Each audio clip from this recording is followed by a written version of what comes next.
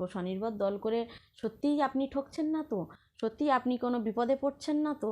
বা সত্যি আপনার নাম দেখিয়ে অন্য কেউ সেই মূল্যটা তুলছে না তো? এইরকম। হ্যালো বন্ধুরা, কেমন আছেন? আশা করি ভালো আছেন। আমিও খুব ভালো আছি। তো বন্ধুরা, আসুন স্বনির্ভর আপডেট চ্যানেলে আপনাকে অনেক অনেক ধন্যবাদ। তো বন্ধুরা, আজকে যে বিষয় নিয়ে কথা বলবো, অবশ্যই আপনারা বুঝতে পারছেন যে থাম্বনেল দেখে কিছু একটা ব্যাপার নিয়ে আমি বলতে চলেছি। তো আজকের বিষয়টা সত্যি খুবই গুরুত্বপূর্ণ। একটা স্বনির্ভর সাধারণ দলের ক্ষেত্রে বলুন আর আপনার একটা সাধারণ মানুষের ক্ষেত্রে বলুন, সবার জন্যই আমি গুরুত্বপূর্ণ তথ্যগুলো আজকে দিতে থাকবো। তো বন্ধুরা, স্বনির্ভর দল করেছেন বা দলের সঙ্গে যুক্ত আছেন বা স্বনির্ভর দলের নেতৃত্ব পদে আছেন, সবার জন্য সম্পূর্ণ গুরুত্বপূর্ণ তথ্য। তো বন্ধুরা, আসুন জেনে নিই। বিস্তারিত আমি বর্ণনা করব না। তো বন্ধুরা, আমি প্রথমেই আপনাদেরকে বলবো যে আপনার স্বনির্ভর দলের বা আপনার পাসবই আপনারা কারোর কাছে দেবেন না বা রাখবেন না। তার কাছে আপনারা দিয়ে রাখবেন না। আপনার 5,000 টাকার মূল্য আপনার কাছে যতটা, যার কাছে 50,000 টাকা আছে তার কাছে তার সেই মূল্যটা অনেকটা। সেক্ষেত্রে আমি আপনাদেরকে সাজেশান দেবো যে আপনারা অবশ্যই কোনোদিনও কাউকে ব্যাংকের পাসবই তার কাছে রাখবেন না। ধরুন, স্বনির্ভর দলের বিভিন্ন কাজের জন্য আপনাদের পাসবইগুলো কারোর কাছে দিয়ে রাখতে হয়, সেটা করবেন না। দিনের দিনে দিয়ে কাজ করিয়ে নিয়ে চলে আসুন। তো এই হলো প্রথম আপনার তথ্য, যে আপনারা পাসবই কাউকে দেবেন না।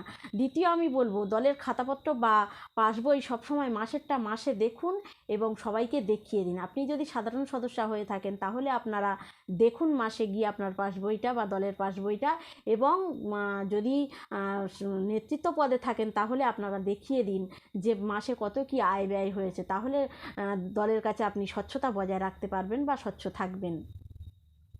আরও একটা সবচেয়ে গুরুত্বপূর্ণ তথ্য আপনাকে দেব, ব্ল্যাঙ্ক কোনো কাগজ বা পেপারে আপনারা সই করবেন না। এখন বিভিন্ন রকমের ফ্রড হচ্ছে, যেগুলো আপনারা চাইলেও ধরতে পারবেন না।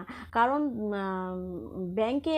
ব্যাংকের বিভিন্ন কাগজপত্রের মধ্যে দিয়ে আপনার বিভিন্ন দলের কাজকর্ম করানোর জন্য অনেক জায়গায় এরকম ঘটনা ঘটেছে, যেগুলো নিয়ে আমি বলবো আপনাদেরকে যে এই বিষয়গুলো থেকে সাবধান থাকুন।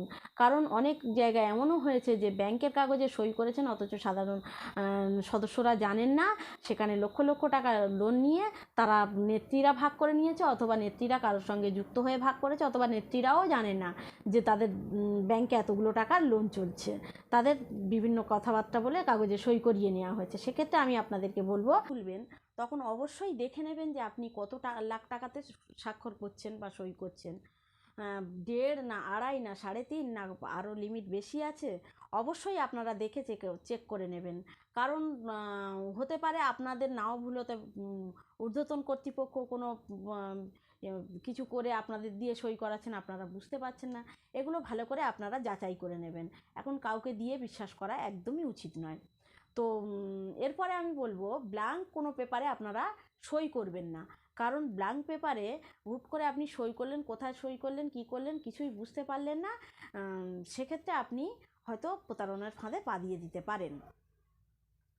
আপনার যে সিআইএফ আপনারা লোন নেন, সেক্ষেত্রে আপনারা দেখে নেবেন যে আপনার সিআইএফের শেয়ার কত টাকা কাটা হচ্ছে, শেয়ার মূল্য বাবদ আপনার কত টাকা নিচ্ছে।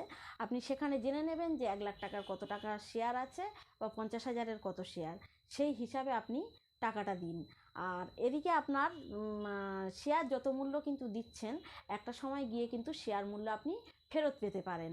কখন? সেটা যখন আপনি না সিআইএফের লোন আর পুনরাবৃত্তি নেবেন, তবে ওটা আপনারা চেষ্টা করবেন যে ওটা রেখে দেবেন কন্টিনিউ করার। তো এর পরবর্তীতে আমি বলবো যে শেয়ারের যে পার্সেন্টেজটা, সুদের পার্সেন্টেজ, সেটা অবশ্যই যাচাই করে দিন।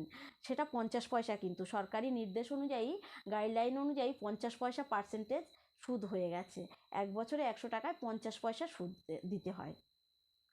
তো এর পরবর্তীতে আমি বলবো যে আপনারা যে টাকা জমা এবং তোলা যে রিসিপ্টগুলো, তোলার রিসিপ্টটা অবশ্যই চেষ্টা করবেন জেরক্স করে নিতে। কিন্তু যদি না হয়, আপনার তো রেজুলেশন খাতা রয়েছে, টাকা জমার যে রিসিপ্টটা, সেটা ব্যাংকের পাসবইয়ের সঙ্গে মিলিয়ে তারপরে ফেলবেন। তাছাড়া ব্যাংকের পাসবই প্রত্যেকটা মাসে প্রতিটা মায়েদের দেখিয়ে দেবেন, যদি আপনি নেত্রী হন। আর যদি আপনার সাধারণ সদস্য হন, তাহলে চেষ্টা করবেন যে ওগুলো দেখার, বলবেন যে আমাদের ওইগুলো প্রতি মাসেরটা মাসে দেখিয়ে দেবেন। তারপরে আমি আপনাদের বলবো যে দলের কোনো কাজের জন্য আপনারা কাউকে কোনো পারিশ্রমিক দেবেন না, কারণ আপনাদের এই পারিশ্রমিক দেওয়ার জন্য কিন্তু পারিশ্রমিক দিয়ে আপনাদের কাজ করার জন্য লোক রাখা আছে, সেক্ষেত্রে আপনাদের পারিশ্রমিকের কোনো কথাই আসে না এখানে।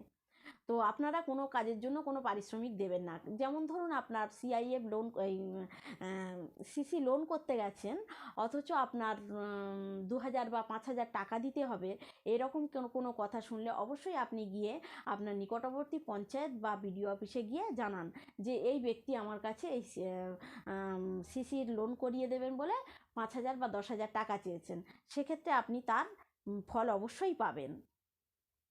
তো আমি আপনাদের বলবো যে যেখানে যা টাকা পয়সা দেবেন অবশ্যই যাচাই করে দেবেন। যদি হ্যাঁ, আমি মানছি যে সিসির জন্য কিছু টাকা দিতে হয় মানে কি, কেমন আপনার কাগজপত্র, জেরক্স, স্ট্যাম্প পেপার কিনতে, এইসব নানান খাতে কিছু কিছু সামান্য খরচ হয়, সেটা খুব বেশি মোটেও নয়, সেটা আপনারা নিজেরা দাঁড়িয়ে, যেমন আপনার ধরুন লোনের জন্য বিএল আছে, লোন করিয়ে দেওয়ার জন্যে, আইবি আছে দল গঠন করা বা অন্যান্য কাজ করার জন্যে, আপনার সঙ্গের এফএম আছেন খাতাপত্র সারা দেখিয়ে দেওয়ার জন্যে, সেক্ষেত্রে তাদের হেল্প আপনারা নিন। তবে কাউকে টাকা পয়সা দিয়ে করতে হবে এরকম কোনো বাধ্যবাধকতা কিন্তু নেই, আপনারা সেগুলো তথ্য যাচাই করে করবেন বা দেবেন। আপনার দলের সই ব্যাংকের কাগজে করার আগে অবশ্যই দেখে নিন, যেটা আগে বললাম যে ব্যাংকের সইগুলো অবশ্যই চেক করে নেবেন যে আপনি কত লাখ টাকা স্যাংশন লোনে সই করছেন। ফাঁকা কোনো কাগজে বা ফাঁকা মিটিংয়ে অবশ্যই সই করবেন না, কারণ কি মিটিং লেখা হয়েছে বা কি হচ্ছে, এই পরিপ্রেক্ষিতে আমি আপনাদের একটা গল্প বলি। একটা স্বনির্ভর দলের মা আমার কাছে এসেছেন যে দিদি দেখুন তো আমার খাতাপত্র সারার জন্য এই তথ্যগুলো আছে বা এই আমার ব্যাংকের পাসবই, আমি কিভাবে খাতাপত্র সারতে পারি।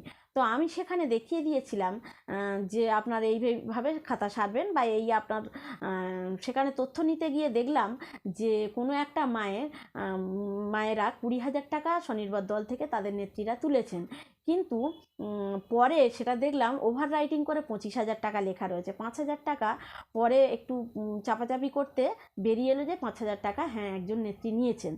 তো আমি বলছি না যে আপনারা করবেন বা আপনাদের দলে এরকম ঘটনা ঘটেছে, কিন্তু আপনারা এই জায়গাগুলো সচেতন হন যে ওভার রাইটিংগুলো একটু দেখে নেবেন।